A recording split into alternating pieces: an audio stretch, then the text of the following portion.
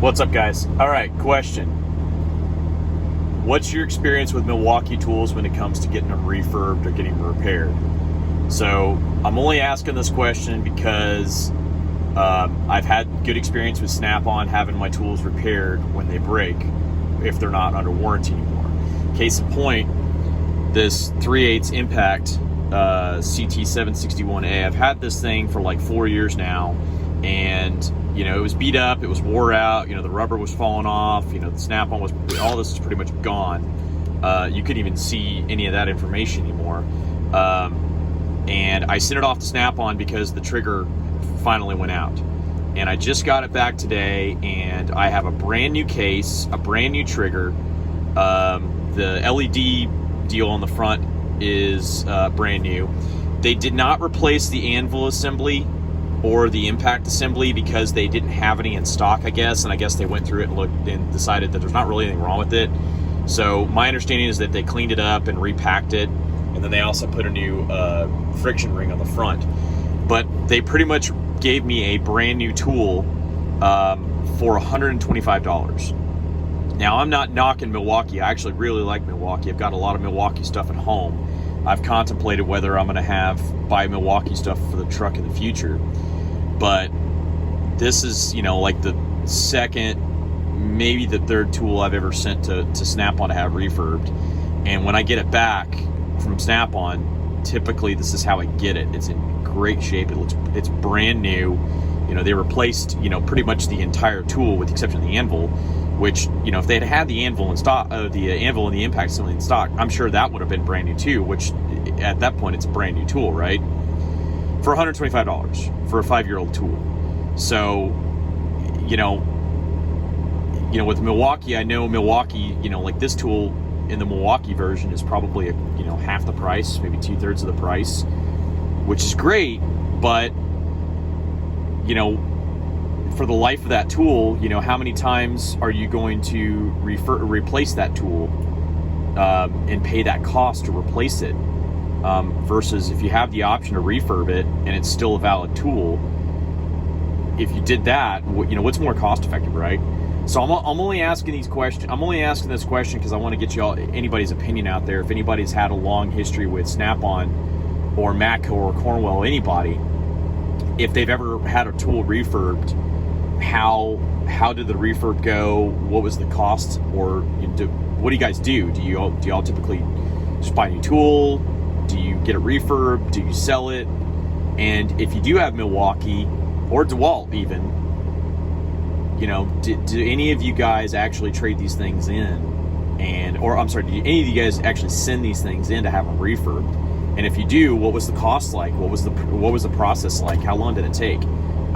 Like right now in the middle of COVID, I sent this thing in, and I think it was gone like 2, maybe 3 weeks, and I got it back, and like I said, I paid $125 for the refurb on this, and I'll show you guys the receipt on it. The refurb was literally $125 for the tool repair.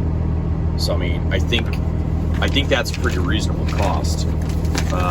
So tell me what you guys think on that, and I'd like to hear your experience. Another thing is, I sent this thing in. This is a pressure transducer adapter for a digital multimeter. I use this for testing fuel systems.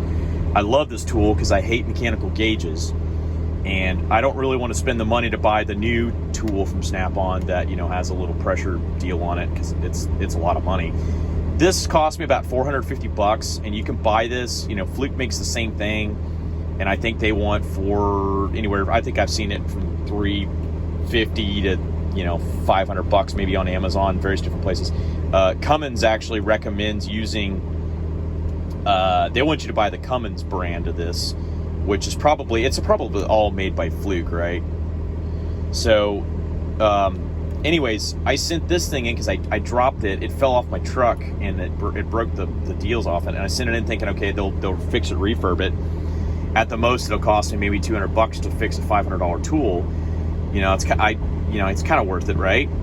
Well, I find out that they can't fix it, but they're just going to give me a new one, and they didn't charge me a thing. I don't know if this is lifetime guarantee, and I couldn't get a clear answer whether it's lifetime guarantee or not.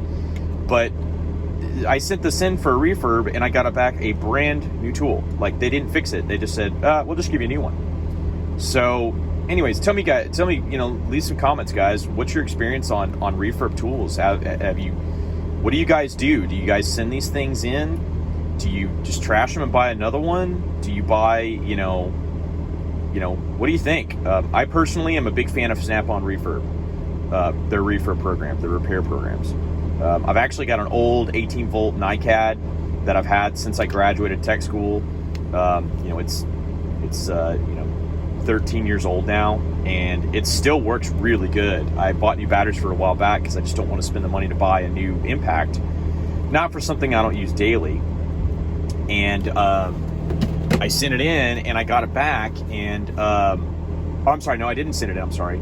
I'm thinking about sending it in because I saw on the Snap-on truck a while back, he had somebody sent their half-inch in for refurb, and it came back, and it was a brand new tool. It looked just like this. Everything was new. Like, they might as well just gave him a new tool versus taking it apart and fixing it. So I think they even have some of the old guns, the casing for them still, and they can actually refurb the old ones. So I'm debating on sending those in and seeing if I can get another, 5 or 10 years out of those things, as long as they'll keep making the batteries for them. I'm debating on keeping those instead of buying, new lithium-ion tools, whether it be Milwaukee or Snap-on. Because if I buy Milwaukee, I'm going to spend,